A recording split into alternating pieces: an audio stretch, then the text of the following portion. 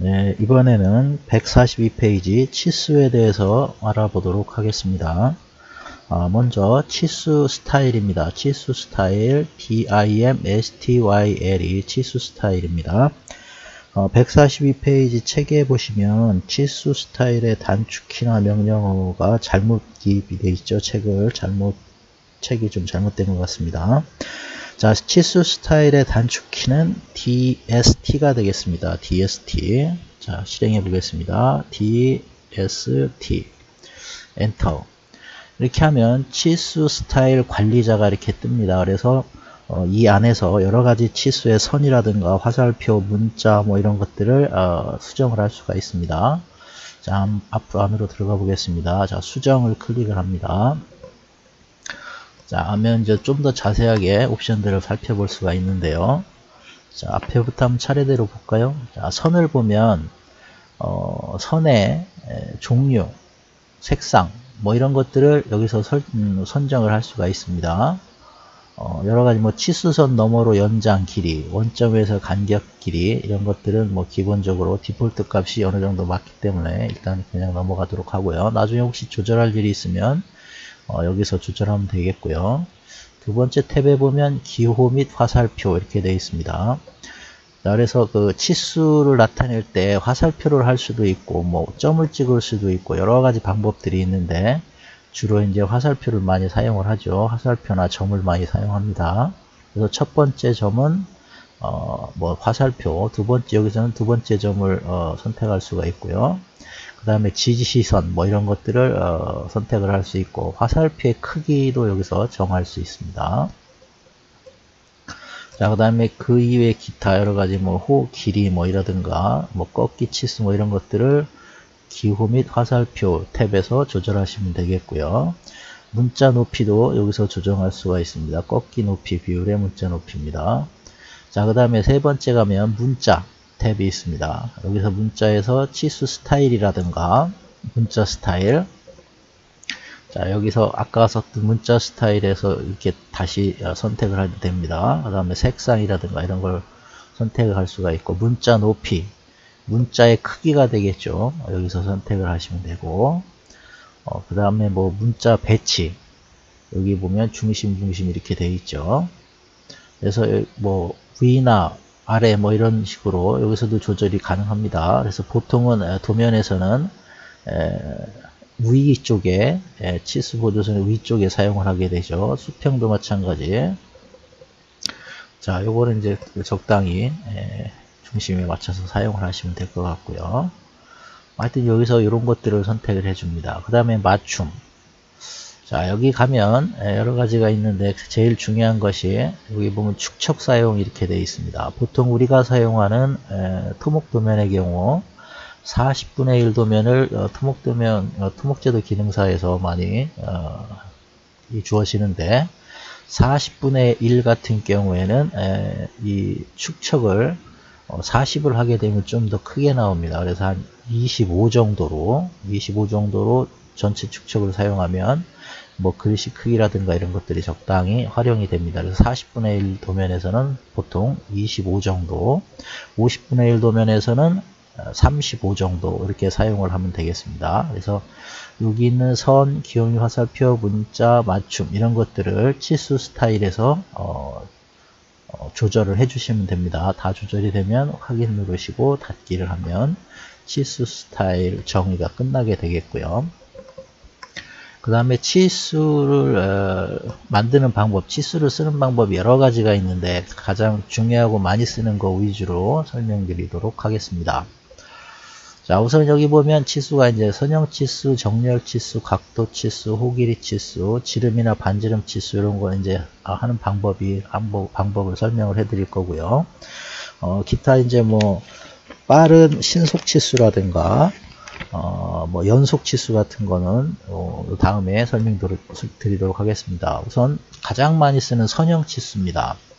자, 이 선형 치수는 자, 이 홈에 보면 여기 보면 치수 나와 있죠. 치수 이걸 클릭을 하시면 되고 또는 여기를 클릭하시면 치수의 오른쪽에 보면 이걸 클릭하시면 이렇게 여러 가지가 있죠. 여기 가장 많이 쓰는 것들만 모아놓은 부분이 되겠습니다. 그래서 맨 위에 선형 치수, 선형을 클릭을 하시면 됩니다. 자, 선형 치수라고 하는 것은 이 그림에다가 한번 적용을 한번 해보도록 하겠습니다. 자, 선형 치수가 지금 선택이 되어 있고요. 첫 번째 치수 보조선 원점을 지정하라고 이렇게 물어봅니다. 그때 요 아래쪽 치수를 한번 써보도록 할게요. 첫 번째 점을 클릭을 해줍니다.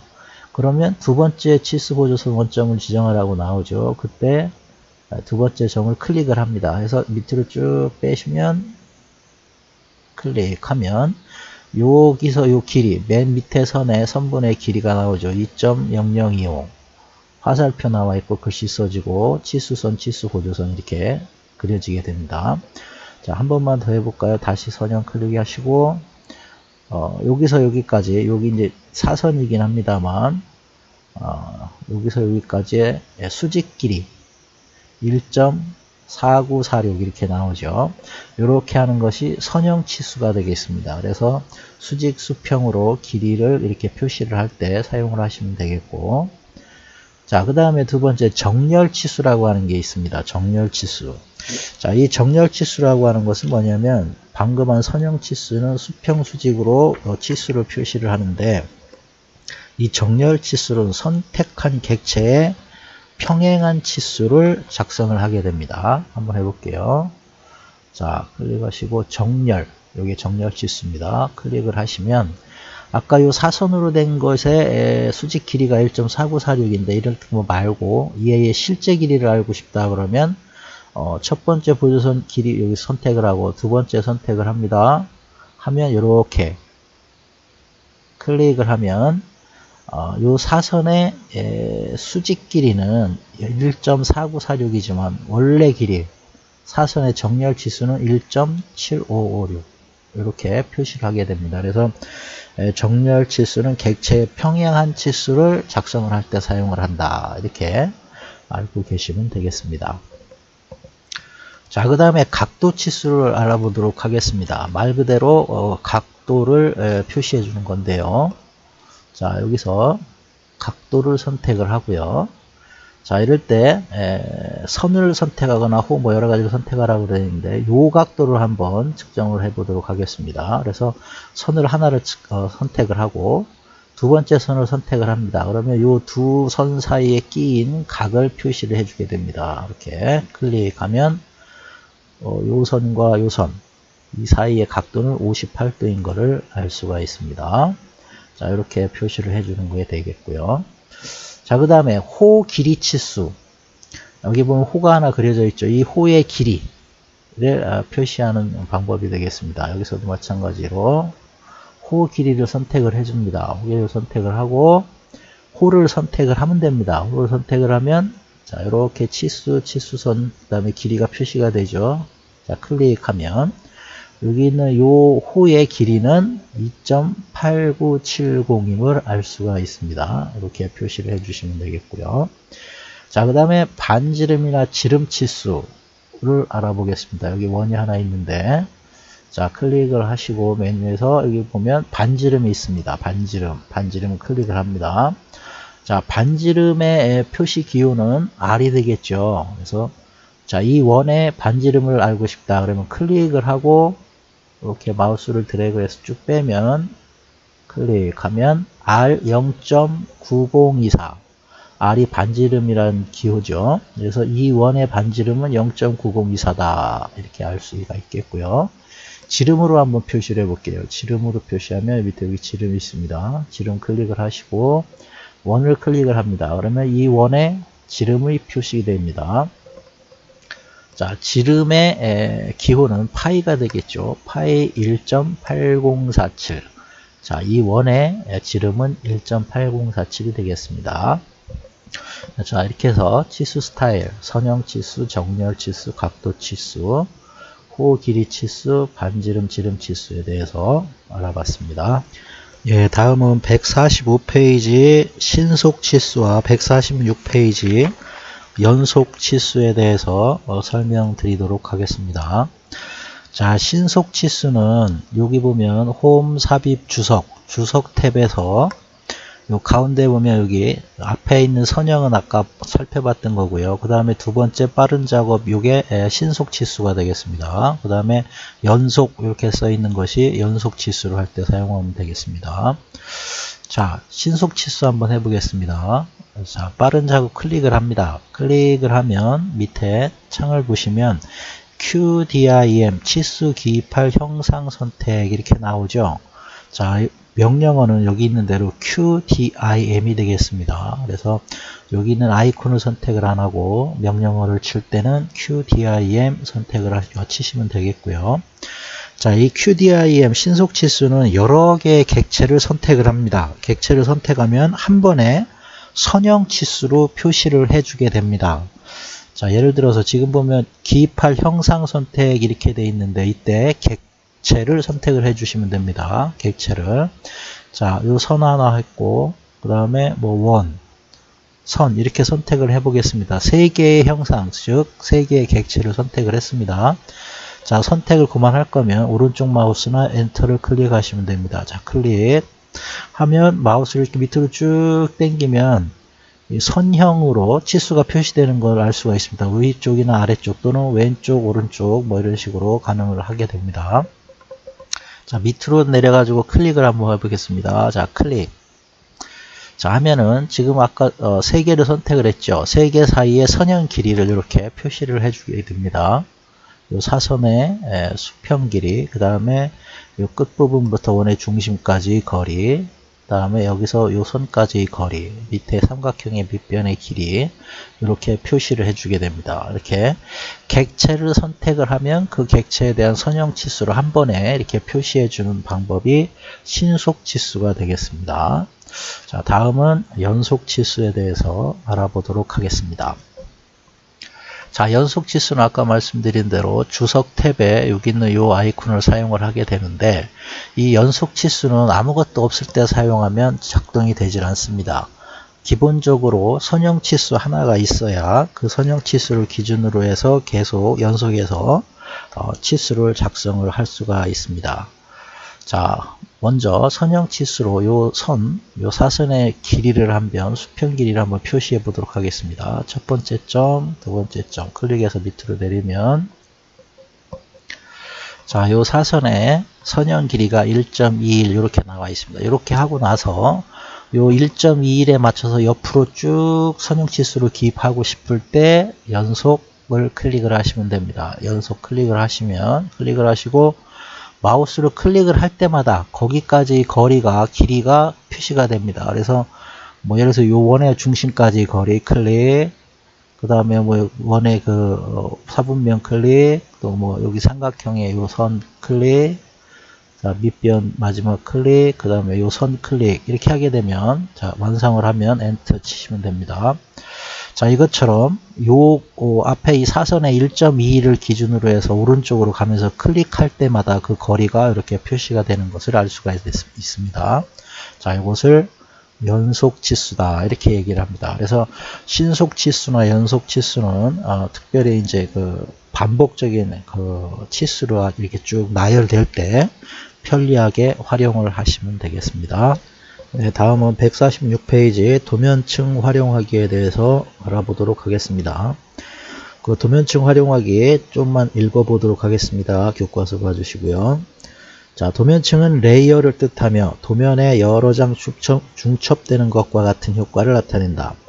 도면층별로 색상, 선 종류, 선 가중치 등의 기본 특성을 적용하여 그룹화하는 기능을 잘 활용하면 복잡한 도면도 손쉽게 작업할 수 있다. 이렇게 설명이 되어 있습니다. 즉 도면층 활용하기는 레이어를 뜻합니다. 레이어. 그래서 명령어는 말 그대로 LAYER이 되겠고 단축키는 LA가 되겠습니다. 그래서 레이어로 작업하는 것을 실제로 보여드릴 텐데 자, 오른쪽에 보시면 국가기술 자격 실기시험 문제에서 전산응용 토목제도 기능사 문제가 있습니다. 전산응용 토목제도 기능사 문제를 기준으로 설명을 한번 드려보겠습니다. 이 문제의 요구사항에 보시면 나번에 이렇게 레이어를 이런 식으로 설정을 하라고 아예 못이 박혀 있습니다. 그래서 여기 보시면 윤곽선, 철근선, 외벽선, 중심선, 파단선, 철근기호 인출선, 치수 구조선 이렇게 레이어가 6개로 구성이 되어 있죠. 이런 6개의 레이어에 맞춰서 작업을 하셔야만 됩니다. 기능사 문제를 풀 때는요. 그래서 자, 여기 보면 윤곽선 5번 파란색 0.7mm. 이게 이제 윤곽선 레이어고, 다음에 철근선 레이어, 외벽선 레이어 이렇게 등록을 시켜 주시면 되는데, 우선 하나만 한번 해보겠습니다. 자, 요 도면 와서, 자, 여기 보시면 요 가운데 보면 도면층 특성 이렇게 돼 있죠. 요거를 클릭하셔도 되고, 단축키 LA를 치셔도 됩니다. 도면층 특성을 클릭해 보도록 하겠습니다. 클릭 하시면 여기 이미 여러가지 이제 도면층들이 나와 있는데, 자, 우선 지워 보도록 할게요. 자, 이렇게 지우시고 필요 없을 때 이렇게 지우시면 됩니다. 새로 생성할 때는 이 아이콘 중에 맨 앞에 있는 거 있죠. 아까 그 기능사 문제에서 도면층이 총 6개였었죠. 레이어가. 그래서 자, 그 도면을 만든다 생각을 하시고 도면층 6개를 이렇게 생성을 합니다. 빨리 하실 때는 6개 하시고, 그 다음에 맨 위에 있던 거 한번 해볼게요. 윤곽선 5번 파란색 0.7mm. 자, 요 앞에 이제 글씨 그 도면층 이름을 쓸 때 더블 클릭하시거나 F2 키를 치시면 됩니다. 자, 윤곽선이라고 했었죠. 윤곽선. 자, 이렇게 해주시고, 그 다음에 색깔이 5번 블루였습니다. 여기 보면 이 색을 클릭을 하시면 이렇게 색상 선택 창이 뜹니다. 여기서 파란색을 이렇게 찾으실 게 아니고, 파란색 종류가 여러 가지가 있습니다. 실수할 경우가 있기 때문에 여기 보면 색상 흰색이라고 적혀 있는 부분에 파란색이라고 쓰시는 게 아니고 번호, 아까 5번 블루라고 그랬죠. 5번 하고 확인 엔터를 누르시면 이렇게 파란색으로 바뀝니다. 그 다음에 선 가중치가 0.7mm라고 그랬죠. 클릭하시면 마찬가지로 선 가중치 창이 뜹니다. 그래서 밑으로 내리셔서 드래그 하셔서 0.7mm 선택을 하시면 됩니다. 확인. 자, 이런 식으로 해서 윤곽선이라든가 나머지 레이어도 이 문제에서 제시한 대로 여기를 고쳐 주시면 되겠습니다. 기존의 그 L형 웅벽 도면 그려진 것을 보고 좀 더 설명을 드려 볼게요. 자, 이게 이제 그 기존의 L형 웅벽 구조도를 기능사 문제 요구 조건에 맞춰서 그린 도면이 되겠습니다. 여기서도 도면층을 보면, 레이어를 보면 아까 문제에서 제시한 대로 외벽선부터 6개 이렇게 레이어가 세팅이 되어 있습니다.